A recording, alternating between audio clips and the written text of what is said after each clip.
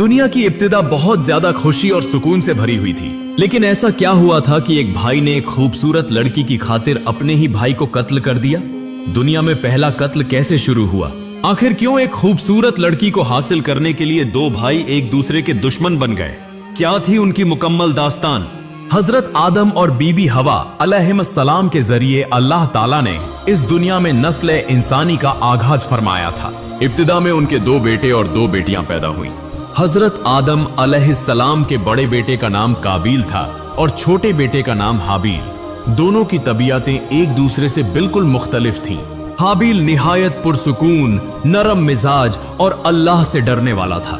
उसके दिल में सादगी और इखलास था, जबकि काबिल बजाहिर तो आम इंसानों की तरह था, लेकिन उसके अंदर आहिस्ता आहिस्ता गरूर, हसद और अपनी ख्वाहिशात को पूरा करने की एक खतरनाक जिद जन्म ले रही थी। दूसरी तरफ उनकी दो बेटियां थीं, जिनमें एक का नाम इकलीमा था। इकलीमा बेहद हुसैन थी। उसे देखने वाला उसकी खूबसूरती में खो जाता था, जबकि गजा आम शक्लो सूरत की मालिक थी। इस तरह वह सब बड़े होने लगे और इंसानी नस्ल आगे बढ़ती रही। देखते ही देखते उनकी पहली दो जोड़ियां जवान हो गई।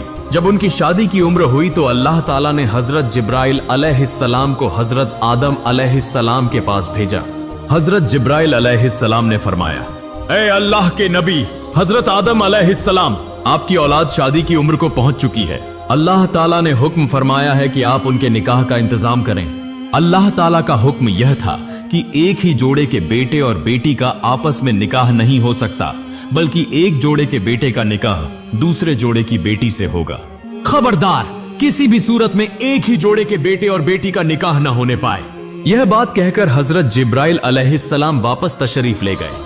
अल्लाह रब्बुल आलमीन का यह हुक्म पाकर हजरत आदम अलैहिस्सलाम ने अपने दोनों बेटों हाबिल और काबिल को बुलाया और फरमाया, ऐ मेरे बेटो, अल्लाह रब्बुल आलमीन ने हुक्म दिया है कि तुम्हारा निकाह कर दिया जाए, लेकिन अल्लाह ताला की हिदायत यह है कि काबिल का निकाह घजा से होगा और हाबिल का निकाह इकलीमा से होगा।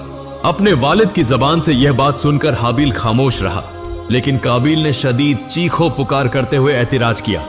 उसने कहा, अब्बा जान, आप यह कैसी बात कर रहे हैं? जो हुक्म आप हमें दे रहे हैं वह बहुत बड़ा जुल्म और नाइंसाफी है। मैं इस फैसले को हरगिज कबूल नहीं करता।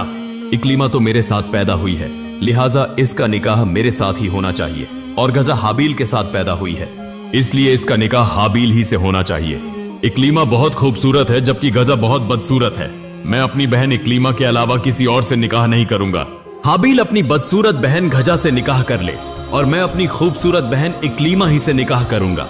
अब्बा जान, मेरा ख्याल है कि आप हाबिल को मुझसे ज्यादा मोहब्बत करते हैं, इसीलिए आप अपनी खूबसूरत बेटी इकलीमा का निकाह उसके साथ करना चाहते हैं। लेकिन मैं भी अपनी बात साफ साफ बता देता हूँ, मैं किसी सूरत इकलीमा की शादी हाबिल के साथ कबूल नहीं करूंगा। जैसे भी हो, मैं उसी से शादी करूंगा, और अगर इस मामले की वजह से कोई हादसा पेश आ गया तो उसके जिम्मेदार आप खुद होंगे।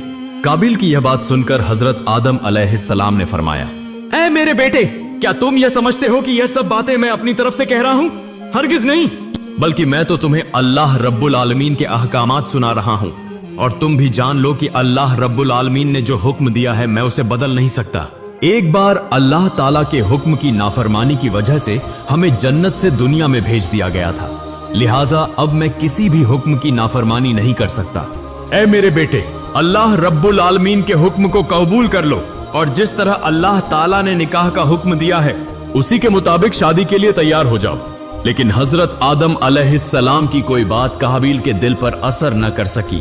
वह अपनी जिद पर कायम रहा। तब हजरत आदम अलैहिस्सलाम ने उनसे फरमाया, अच्छा, तुम लोग अभी जाओ, मैं इस मामले में अल्लाह ताला से रहनुमाई और मशवरे के लिए दुआ करूंगा। चुनाचे सब अपने अपने रास्ते चले गए। रात की गहरी तारीकी में हजरत आदम अलैहिस्सलाम ने अल्लाह रब्बुल आलमीन के हुजूर में दुआ करते हुए अर्ज किया, ऐ अल्लाह, मेरी औलाद के निकाह के मामले में जो इख्तिलाफ पैदा हो गया है, तू सब कुछ देख रहा है। मुझे इस बारे में एक बेहतरीन फैसला अता फरमा, ताकि वह इसकी एक वाजह दलील भी हासिल कर सके।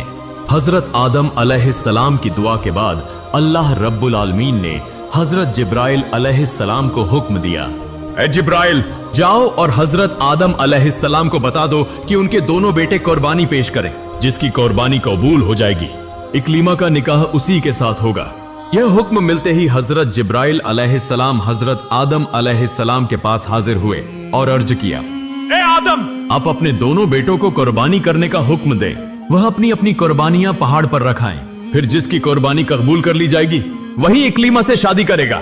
यह बात सुनने के बाद हजरत आदम अलैहिस्सलाम ने दोबारा हाबील और काबील को बुलाया और फरमाया, ए मेरे बेटो, अल्लाह रब्बुल आलमीन का हुक्म यह है कि तुम दोनों कुर्बानी करो और अपनी अपनी कुर्बानी की चीज पहाड़ पर रखाओ। जिसकी कुर्बानी अल्लाह रब्बुल आलमीन कबूल फरमाएंगे वही इक्लीमा से शादी कर सकेगा। लिहाजा जाओ और अपनी कुर्बानी पहाड़ पर रखाओ। इस जमाने में कुर्बानी का तरीका यह था कि कुर्बानी की चीज पहाड़ पर रख दी जाती थी। अल्लाह ताला जिसकी कुर्बानी कबूल फरमाते, आसमान से आग आकर उसे जला देती थी और यही अल्लाह ताला की बारगाह में कुर्बानी कबूल होने की निशानी समझी जाती थी। हजरत आदम अलैहिस्सलाम की बात सुनने के बाद हाबील और काबील कुर्बानी की तैयारी के लिए अपने अपने माल में से कुर्बानी की चीज मुंतखब करने चले गए। काबील खेती बाड़ी करता था, इसलिए उसने अपनी जरई पैदावार में से कुर्बानी के लिए कुछ सामान जमा किया। दूसरी तरफ हाबील भेड़ बकरियां पालता था और उन्हीं को चराकर अपनी रोजी कमाता था, इसलिए उसने अपनी भेड़ों में से एक बेहतरीन, सेहतमंद और खूब मोटी ताजा भेड़ अल्लाह रब्बुल आलमीन की राह में कुर्बान करने के लिए मुंतखब की। उसके बाद काबील और हाबील दोनों अपनी अपनी कुर्बानियां पहाड़ पर रख आए। बहुत से मुफस्सिरीन ने जिक्र किया है कि हजरत आदम अलैहिस्सलाम भी उनके साथ इस मकाम पर मौजूद थे। कुछ ही देर बाद अल्लाह रब्बुल आलमीन की तरफ से आग का एक शोला आया और हाबील की कुर्बानी को जला दिया। यह देखकर हाबील बहुत खुश हुआ। उसने अल्लाह रब्बुल आलमीन के हुजूर हाथ उठाकर दुआ की और उसका शुक्र अदा किया। दूसरी तरफ काबील शर्मिंदगी और नदामत के बाइस सर झुकाए खड़ा रहा, लेकिन उसके दिल में गौस्सा और हसद मजीद शिद्दत इख्तियार कर गया। उसने हजरत आदम अलैहिस्सलाम से कहा, अब्बा जान, आप हाबील से ज्यादा मोहब्बत करते हैं और उसी के लिए दुआ की थी, इसीलिए उसकी कुर्बानी कबूल हुई है। लेकिन आप मुझसे मोहब्बत नहीं करते और मेरे लिए दुआ भी नहीं की, इसी वजह से मेरी कुर्बानी कबूल नहीं हुई। फिर उसने हाबील की तरफ देखकर कहा, हाबील, याद रखो मैं जरूर तुम्हें कत्ल कर दूंगा। उस पर हाबील ने कहा, भाईजान, अगर आप मुझे कत्ल करने के लिए आएंगे तो भी मैं आपसे कुछ नहीं कहूंगा। मैं चाहता हूं कि आप सीधे रास्ते पर रहें और अल्लाह के रास्ते की पैरवी करें। मैं यह नहीं चाहता कि आप मेरे गुनाह और अपने गुनाह दोनों का बोझ उठाएं। अल्लाह रब्बुल आलमीन कुर्बानी सिर्फ मुत्तकी लोगों ही की तरफ से कबूल फरमाता है। तब हजरत आदम अलैहिस्सलाम ने काबील से फरमाया, ए मेरे बेटे, तुमने अपनी आंखों से सब कुछ देख लिया है कि अल्लाह रब्बुल आलमीन की मर्जी और मशीयत क्या है। अल्लाह रब्बुल आलमीन की रजा पर राजी रहो और हाबील के साथ अच्छा बर्ताव करो और अल्लाह रब्बुल आलमीन के हुक्म के मुताबिक निकाह के लिए आमादा हो जाओ। इससे अल्लाह रब्बुल आलमीन बहुत खुश होंगे और आखिरत में भी तुम्हारी भलाई होगी। लेकिन काबील ने अपने वालिद की किसी बात पर कान न धरा। अपने अपमान और हसद की आग में जलते हुए वह हाबील का और भी बड़ा दुश्मन बन गया। उसने पक्का इरादा कर लिया कि जैसे भी हो वह हाबील को कत्ल करके रहेगा। उसके बाद से वह हाबील को कत्ल करने का मौका तलाश करने लगा, लेकिन हजरत आदम अलैहिस्सलाम की मौजूदगी की वजह से उसे कोई मौका नहीं मिल रहा था। कुछ दिनों बाद अल्लाह रब्बुल आलमीन की तरफ से हजरत आदम अलैहिस्सलाम के पास हुक्म आया, ए आदम, मेरे घर बैतुल्लाह की जियारत के लिए मक्का की तरफ रवाना हो जाओ। अल्लाह रब्बुल आलमीन का यह हुक्म पाकर हजरत आदम अलैहिस्सलाम ने आसमान की तरफ देखकर फरमाया, ए आसमान, क्या तुम मेरी औलाद की हिफाजत और निगरानी की जिम्मेदारी कबूल करोगे? फौरन आसमान ने जवाब दिया, ए आदम, मैं आपकी औलाद की जिम्मेदारी कबूल नहीं कर सकता। उसके बाद हजरत आदम अलैहिस्सलाम ने पहाड़ से फरमाया, ए पहाड़, क्या तुम मेरी औलाद की जिम्मेदारी ले सकते हो? पहाड़ ने जवाब दिया, ए आदम, मैं भी आपकी औलाद की जिम्मेदारी कबूल नहीं कर सकता। फिर हजरत आदम अलैहिस्सलाम ने जमीन की तरफ मुतवज्जा होकर फरमाया, ए जमीन, क्या तुम मेरी औलाद की हिफाजत की जिम्मेदारी कबूल कर सकती हो? जमीन ने भी हजरत आदम अलैहिस्सलाम को यही जवाब दिया। तब हजरत आदम अलैहिस्सलाम सोचने लगे कि यह जिम्मेदारी किसके सुपुर्द की जाए।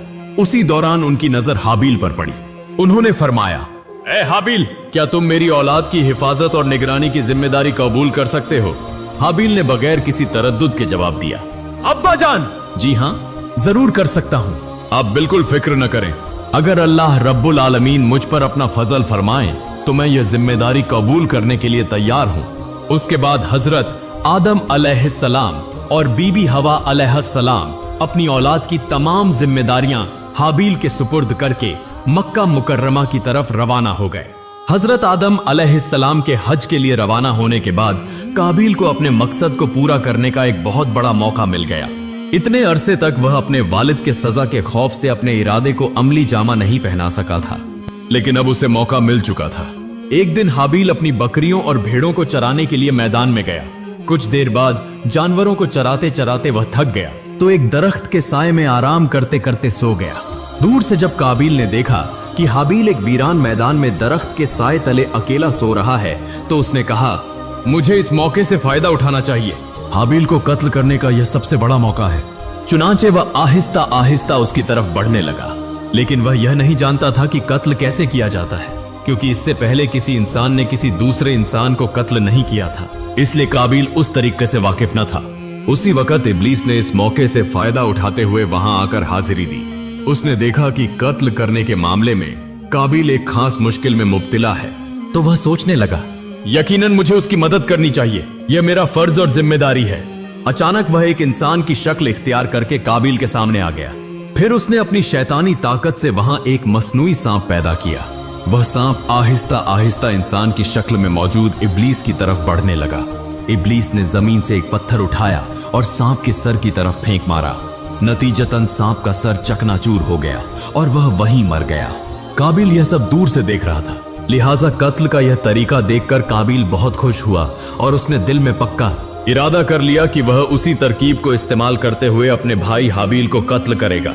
उसके बाद काबिल आहिस्ता आहिस्ता हाबिल की तरफ बढ़ने लगा। जब वह हाबिल के करीब पहुंच गया तो उसने एक बहुत बड़ा पत्थर उठा लिया और इस बड़े पत्थर को सोए हुए हाबिल के सर की तरफ पूरी ताकत से फेंक दिया। पत्थर लगने से हाबिल का सर फट गया और वह फौरन उसी जगह वफात पा गया। लेकिन अब काबिल यह नहीं समझ पा रहा था कि लाश के साथ क्या करे।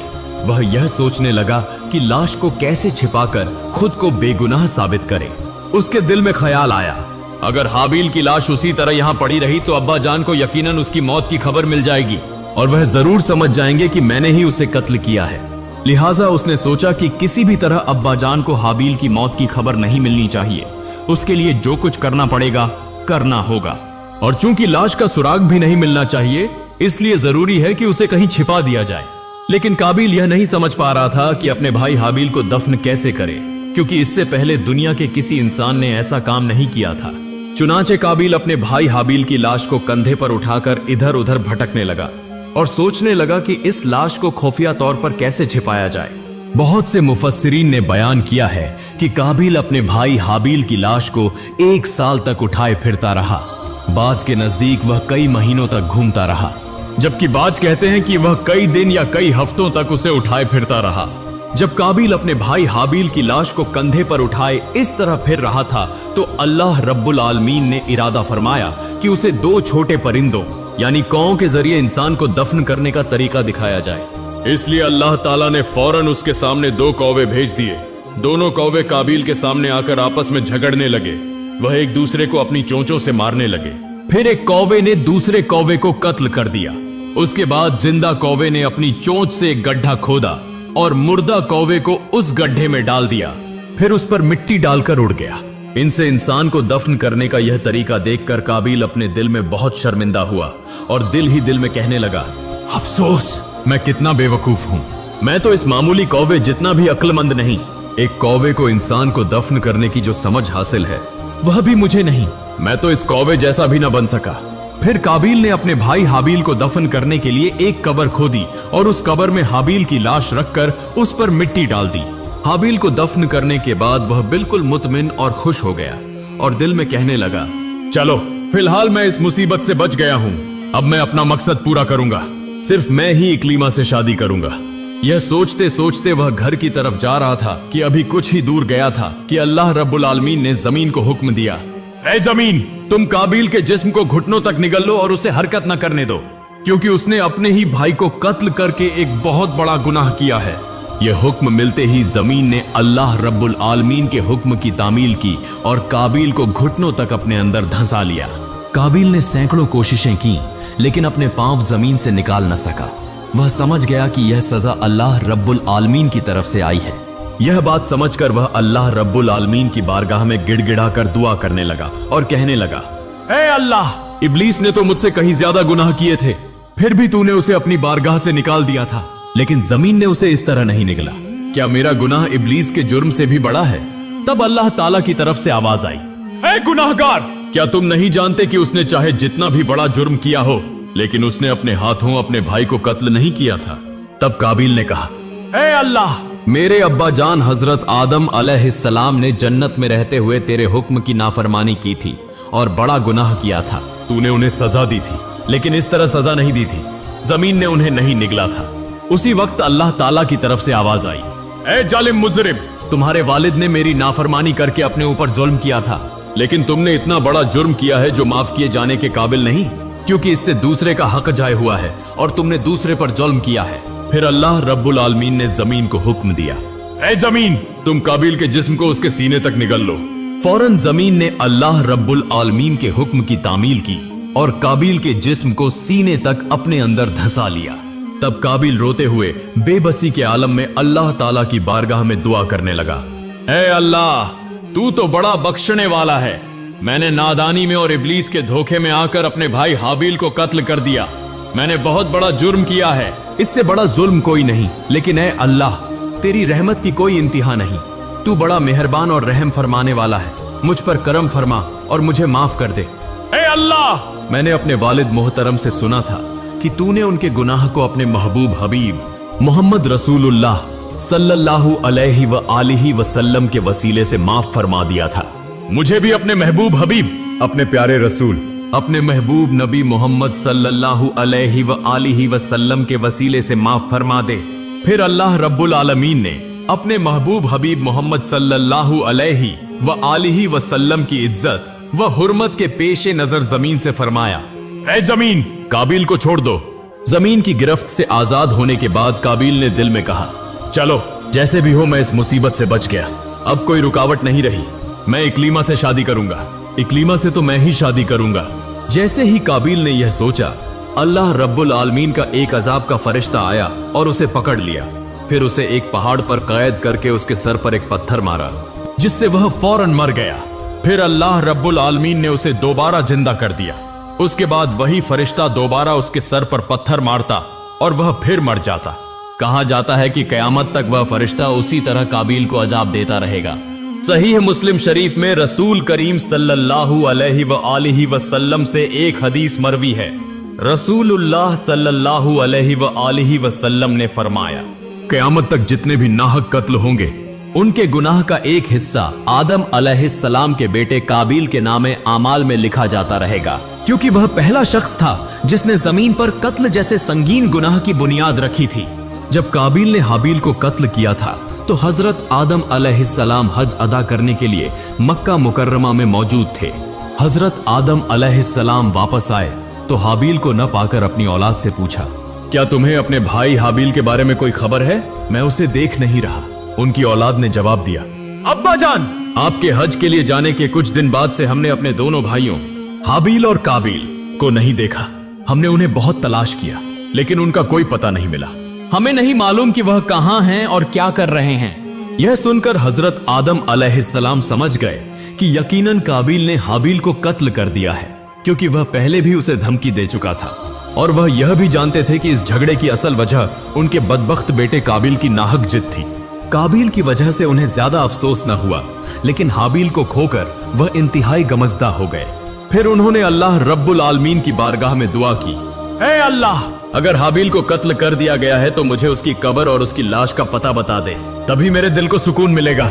हजरत आदम अलैहिस्सलाम की इस दुआ के बाद अल्लाह रब्बुल आलमीन ने उन्हें बताया, ए आदम, तुम्हारे बदबख्त बेटे काबिल ने तुम्हारे बेटे हाबिल को कत्ल कर दिया है और उसी वजह से कयामत तक उसे इस गुनाह की सजा मिलती रहेगी।